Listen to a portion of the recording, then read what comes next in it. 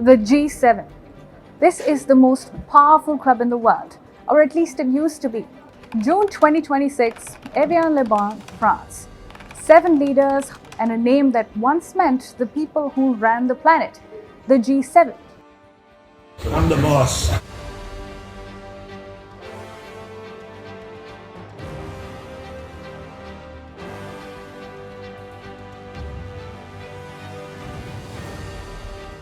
But here's the problem now. In 1980, these 7 countries were about 60% of the global economy. That was when it could actually move things, solve global crises even. But today, only around 44% and shrinking, that's the number. The G7 holds half of the world's wealth, but in terms of population, it stands for only 10% of humanity, a rapidly aging demographic at that. So it's the same 7 chairs, but a much smaller world inside them. And look who's missing from the table. China, the world's 2nd largest economy, isn't in the room. India, the 3rd largest economy in terms of purchasing power parity, the most populous nation on earth, is there, but only as a guest, with Prime Minister Narendra Modi at his 7th G7 in a row. His agenda? To secure representation at the high table, to urge Western countries to see eye to eye with the global South, to invoke the dire need for trust. But India relies on an invite. It is not a formal member.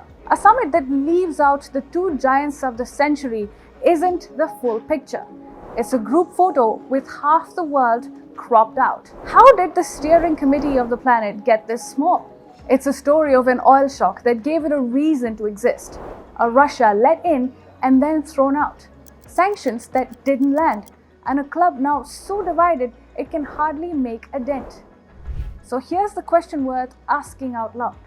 In 2026, should the G7 even exist? I am Shubhangi Sharma. Let's find the link.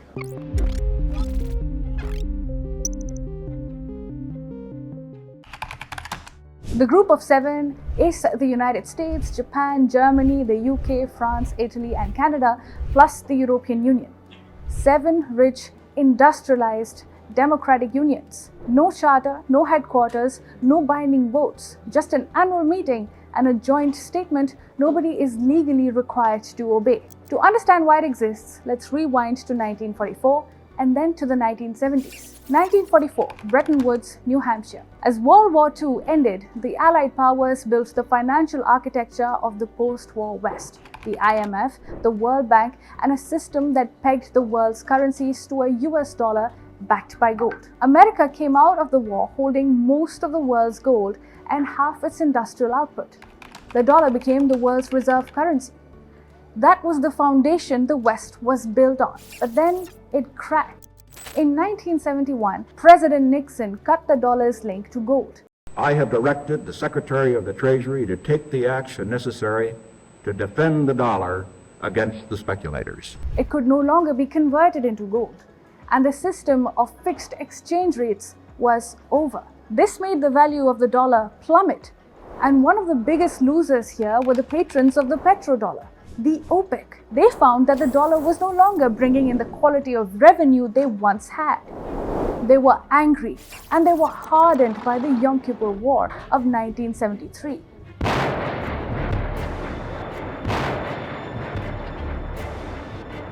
Arab nations led by Egypt and Syria engaged in a bloody war with Israel, which, long story short, they lost. But they used another lever of power, which brought the Western world to its knees. This was the oil shock, a crippling oil embargo against the US. Crude prices quadrupled, a rise of 300 to 400%, and this tipped the West into stagflation. The shortage was so bad, in the US especially, that drivers even pulled out their guns at gas stations.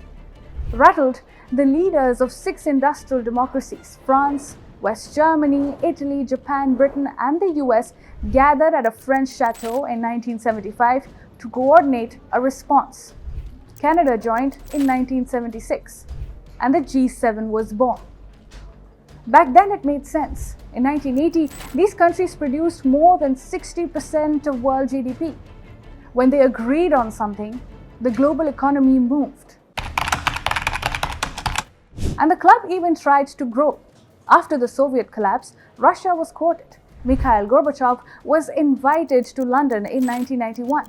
Boris Yeltsin gradually pulled in until in 1998 when Russia formally joined and the G7 became the G8. That experiment lasted 16 years.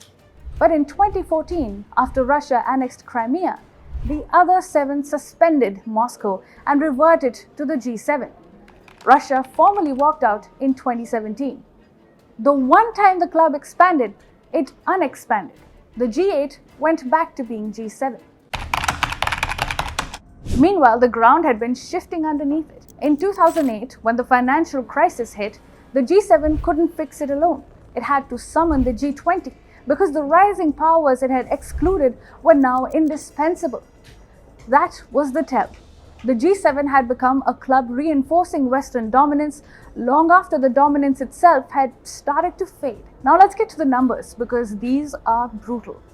The G7's share of world GDP has fallen from over 60% in 1980 to roughly 44% in nominal terms. And once you adjust for purchasing power, that's just down to about 28%. BRICS, by contrast, overtook the G7 on that measure by the end of the 2010s and now sits near 35 to 40%. On population, it isn't even close. The G7 speaks for under 10% of humanity, but the BRICS countries speak for close to half.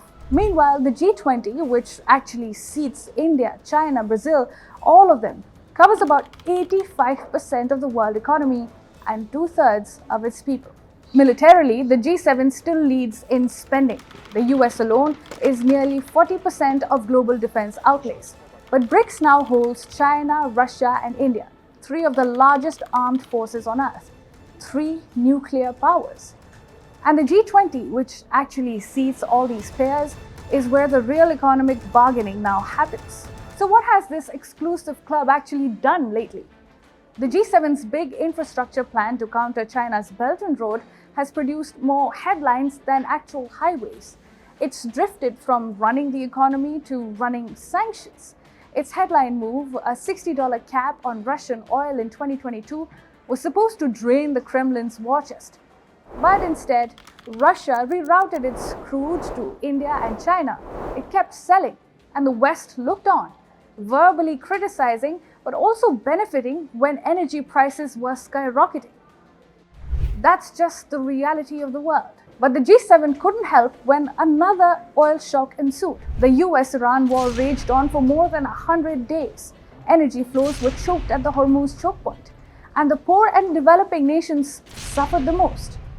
So it's worth asking the question, does the G7 exist simply to enforce Western influence? To be fair now, the case for the G7 isn't empty. One can take the position that it's a small, like-minded group of democracies and advanced economies that can actually agree on things without the paralysis of a 190-member UN, for example. Less bureaucracy, shared values, fast coordination. So when the West genuinely needs to move as one, this is the table. And it still dominates global trade, hard currency, and the financial plumbing of sanctions to a certain degree. That is real power. But the notion of shared values is contested. A steering committee that steers less than 1/3 of the world economy under 1/10 of its people and can't end the wars on its own doorstep isn't leading the world. It's holding a reunion. The G7 didn't fail because its members got weak. It's struggling because the world it was built to manage no longer exists. Reform it. Open the doors to the powers it keeps outside. But a club that excludes half the planet and calls itself the world's leadership has an expiry date. And in Evian, you could actually see it. One of the most important voices in the room actually belonged to a guest.